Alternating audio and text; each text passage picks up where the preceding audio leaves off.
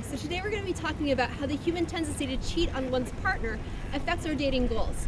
So we've talked before about how men and women look for different things in partners. So women look for men who can provide them with resources, so preferably, rich, powerful men who can take care of their young. Men, on the other hand, are looking for fertile young women who have the capacity to bear and raise healthy kids. Men are also concerned with something called paternity certainty.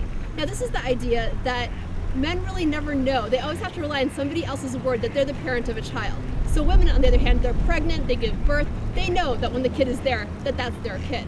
Men aren't necessarily so sure. So men really want to be sure that they're the dad of whatever kid they're investing, so many years worth of resources in. Now, the reason that we're here in Lincoln Park with ducks today is that ducks, we share something really special with ducks, and that's the tendency of ducks and other bird species, 95% of bird species actually. But so what we share is this tendency to pair bond, which means that we pair up, so one male to one female, in order to raise our young.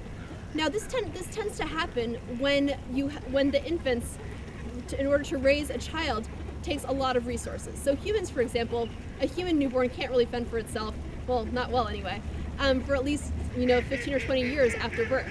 And ducks are similar because they give birth to eggs, and eggs require constant care and resources, and so they too have to provide resources for something and over a long period of time. And these resources are best provided by two people, or two ducks, rather than just one. And so ducks and humans both pair bond. Now, in theory, pair bonding sounds great. One male, one female, what could go wrong? But the thing is that we do have this tendency to cheat.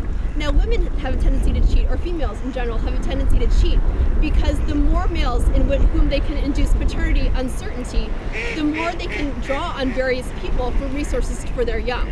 So basically, if I'm a female woman and a female, sorry, that was a bit redundant, but if I'm a woman and I have sex with two different men around, and I tell them both that I'm pregnant, then they may both feel that they want to give me resources in order to raise this child. Men, on the other hand, may cheat just because it's low cost for them to, create a child because they can just have sex, and they therefore might just try to spread their seed as widely as possible. So how does this shape human dating behavior? Well, we can look at both long-term and short-term strategies in both men and women. Now, long-term strategies, in the long term, men are really concerned with paternity uncertainty. And so they're going to be really concerned that a woman that they're investing in long-term is going to be faithful to them. And so men will be looking for things like trustworthiness and commitment to family, commitment to the relationship, etc., in addition to all the other factors that make somebody a good mom. In fact, men are much more emotionally distressed by the idea of their partner having sex with somebody else than women are. And so these things matter a lot when men are seeking a long-term partner. But for a short-term partner, men are pretty much just interested in youth and fertility. Now, women, on the other hand, are also looking for things like, commitment and trustworthiness, but also want to see that a man can provide them with resources in a long-term mate.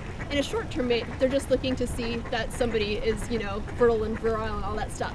And so for long-term commitments, or for long-term mates, women actually prefer men with more feminized features, so faces that reflect less testosterone. And going back to duck species, or not duck species, but bird species, we know that testosterone is linked to infidelity among males. And so women seem to be seeking out in their long-term partners men who have less testosterone. However, when women are seeking out short-term dating partners, so this is like having a fling or a one-night stand, they're a lot more apt to go for men with more masculinized features. So that's what we can know about human dating. We can also tell from this tendency to pair bond, we can also tell some things about when people are likely to cheat. So because males are always fertile, they're more like they can cheat at one time, they can cheat another time, it really doesn't matter. Females, on the other hand, are fertile once a month, and they're actually more likely to cheat on their partners at that time. In addition, females are more likely to cheat on males with more masculine faces who have more testosterone.